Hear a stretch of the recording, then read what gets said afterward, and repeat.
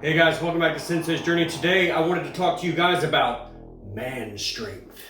But before we do that, go ahead and like the video and subscribe to the channel so you get all of our anime training workouts and all of the Sensei's Journeys where I talk to you about fitness and what I'm doing, maybe some other stuff. We make a lot of content here. If you haven't noticed, we put out content basically every day. So subscribe to the channel, you won't be sorry. Anyway, as I was saying, man strength. So we spend a lot of time in our workouts going into the gym and working out with barbells and dumbbells and kettlebells and boxes and calisthenics and we go running and we do all this other stuff. But you know what we're sort of missing is real world application. And we've done some of that in things like Armstrong workout. But there are some things that we don't always think about when we are training. And that is that we might have to chop some wood, or we might have to help somebody move, or we might have to work on a car, and we might have to help, we might have a very physical job. We might do carpentry, we might do masonry.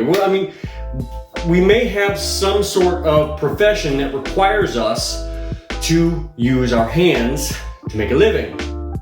And there's a type of strength that you get from doing hard manual labor, especially things that require you to torque down on stuff, that you sort of miss if you just go to the gym.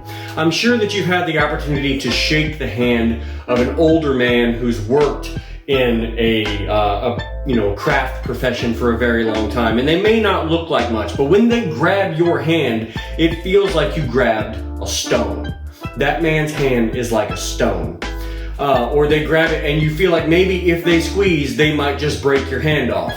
And that's because they have, through hundreds of thousands of repetitions, built strength in their hands. And if you don't have strength in your hands and in your wrists and in your forearms, you can't really translate your strength that you built everywhere else into the world. Because if you can't hold on to a bar, you can't lift the weight, or you can't pull yourself up.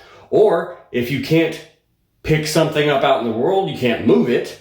Or if you can't hold on to an opponent, you can't control them. Or if you need to turn a pickle jar, but you just can't because your hands are weak, that's a problem. So I wanted to talk to you guys about how to train man strength. And what I mean by that is getting out into the world and doing things that require manual labor, and real intricate manual labor. And don't eschew manual labor in your daily life. Don't necessarily always point to someone and say, I'm going to pay somebody to fix this thing for me because it's easier. You know what? Take the opportunity to tighten down some lug nuts, or to maybe change something out in your dryer when it breaks, or to maybe work on your car, or something along those lines. It's going to require you to use your fingers and your hand and your forearm and all that stuff to work in really tight, intricate spots. That's going to require a lot of force for you to torque things down. Because even though there are plenty of people who are very, very strong in their hands, doing manual labor stuff, they're not in shape.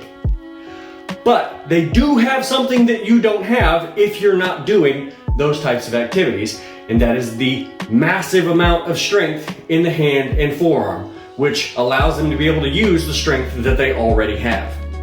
So if you have the opportunity to go out into the woods, chop some wood, you will find that your entire hand is completely wrecked the next day. Not just your hand, but your wrist. And not just your wrist, but your forearm. And maybe, if you're not in real good shape, maybe the shoulders and the back and the biceps and the whole shebang up here, and maybe even your legs, because you don't realize how much of your body is being used in a side swing or a downward chop, or if you're splitting wood. There's so much power that gets transferred throughout your body. There's a lot going on.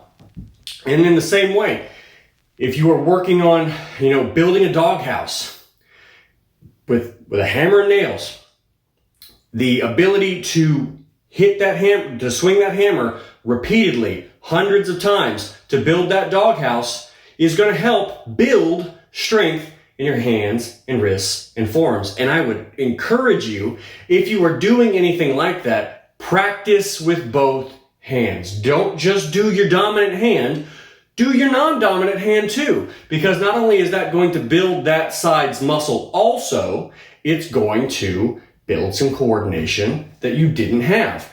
And when I was growing up, every summer, winter break that I had, from about 13 years, maybe even a little younger on, even on to after college for about 2 years full time, I worked in the construction industry because that's what my dad did. Let me tell you, when my dad's ambidextrous, I am not naturally ambidextrous, but because we were working on the job site and he wanted me to be able to do things as efficiently as possible, he said, well, sometimes hammer on your left, sometimes hammer on your right, sometimes hammer on your right, sometimes hammer on your left, sometimes do something with your right, sometimes do something with your left. And because of that, I'm basically trained ambidextrous in just about any physical activity that I can do.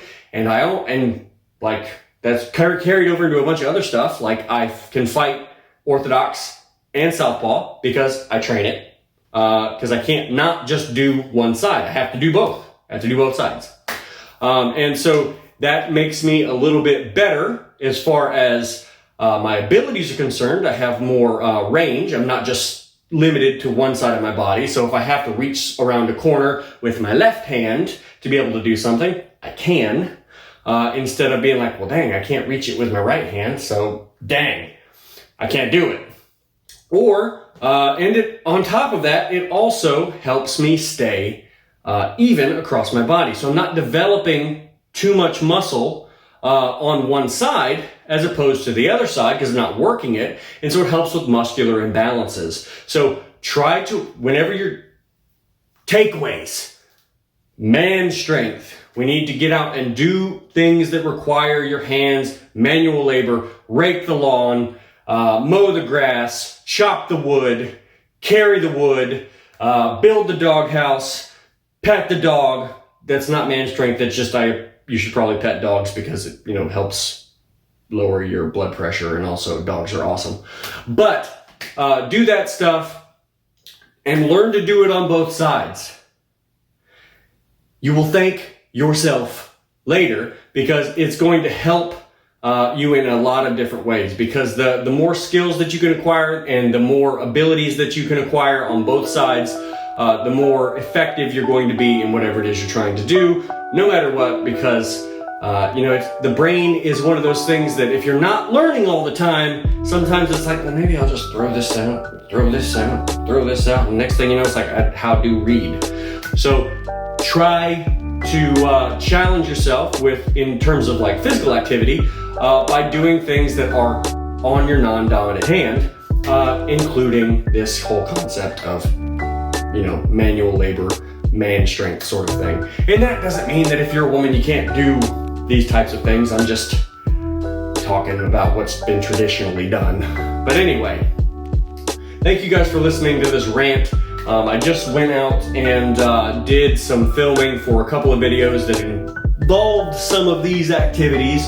So I just wanted, it was on my mind, so I just wanted to put that out there for you guys, so you had something to think about in your own lives, because I'm pretty sure that there are things that you need to do that are manual labor stuff that maybe you're going, man, I don't want to do that, without realizing that it's extra secret training.